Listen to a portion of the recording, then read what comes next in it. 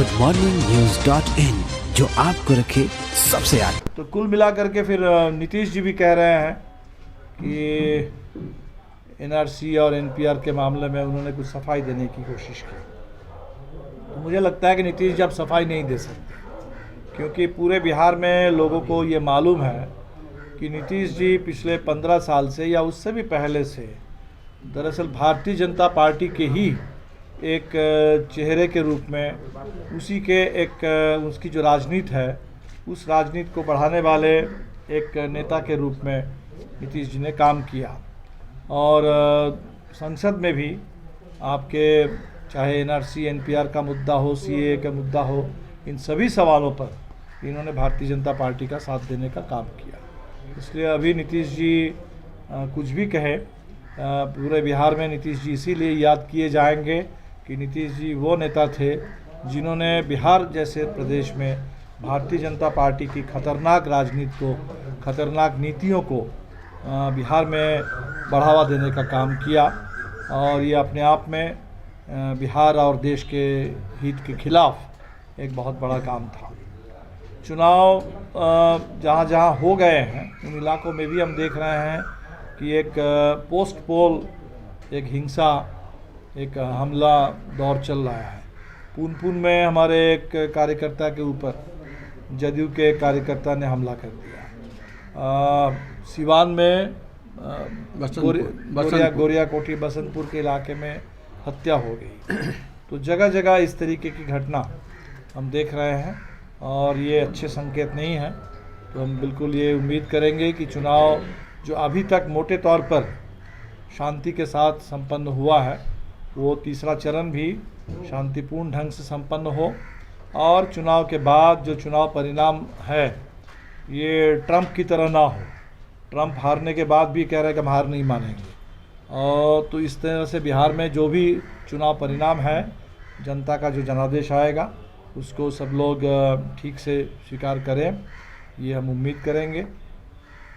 और अंत में एक बात पंजाब को लेकर, पंजाब में हम सब लोग जानते हैं कि देश में किसान विरोधी कानूनों के खिलाफ जो ज़बरदस्त किसान आंदोलन शुरू हुआ है, उसमें पंजाब ने सबसे ज़्यादा महत्वपूर्ण भूमिका निभाई है, पंजाब के किसानों ने। लेकिन इसके लिए केंद्र सरकार ने जो रवैया अख्तियार किया है वो बहुत गलत, बहुत ख़तरनाक है।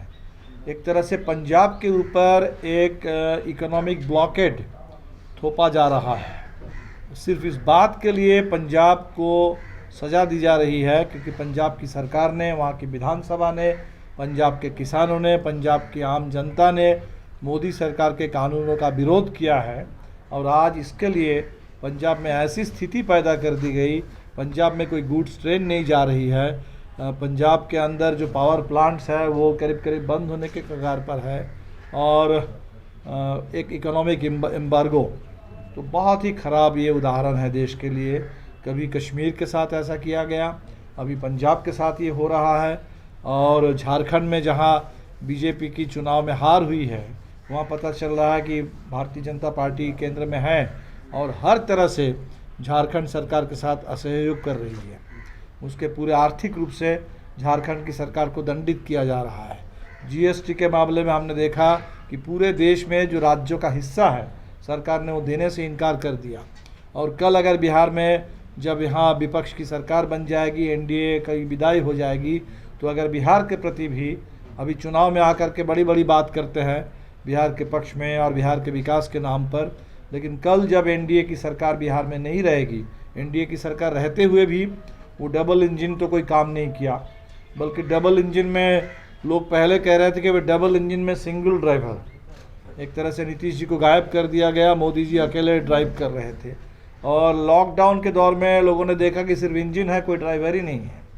ना तो बिहार में कोई ड्राइवर था और ना देश में कोई ड्राइवर था, और सिर्फ इंजन, और वो इंजन कोई काम नहीं कर रहा था। लेकिन कल अगर बिहार में जब सरकार बदल जाएगी तो ऐसा ना हो कि केंद्र की सरकार बिहार के खिलाफ भी, आज जो पंजाब के खिलाफ सरकार का रवैया दिख रहा है, कश्मीर के खिलाफ दिख रहा है, वैसा बिहार के साथ या पूरे देश के साथ बिल्कुल नहीं होना चाहिए। इसलिए पंजाब ने हमें ये दिखाया, ये सरकार किसान विरोधी है और ये सरकार पूरी तरह से एंटी फेडरलिज्म, देश में जो संविधान का विरोध, वो संविधान का विरोध एंटी डेमोक्रेटिक है, एंटी फेडरल है, एंटी सेकुलर है, और संविधान में जो सिटीजनशिप की राइट्स हैं, सिटीजन की राइट्स हैं, हर तरह से उन राइट्स के खिलाफ है।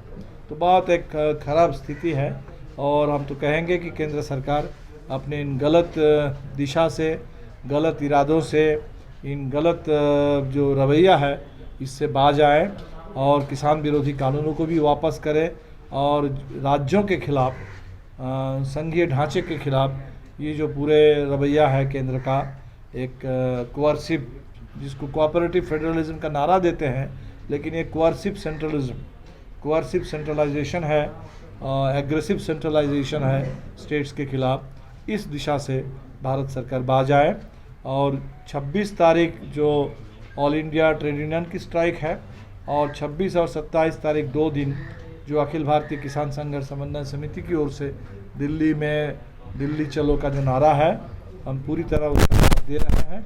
और चुनाव ख़त्म होते ही पूरे बिहार में भी, जैसे पूरे देश में अभी कैंपेन चल रहा है, पूरे बिहार में भी 26 तारीख के हड़ताल और 26-27 नवंबर के दिल्ली किसान कार्यक्रम को सफल बनाने के लिए जमकर यहाँ प्रचार चलेगा। goodmorningnews.in, जो आपको रखे सबसे आगे।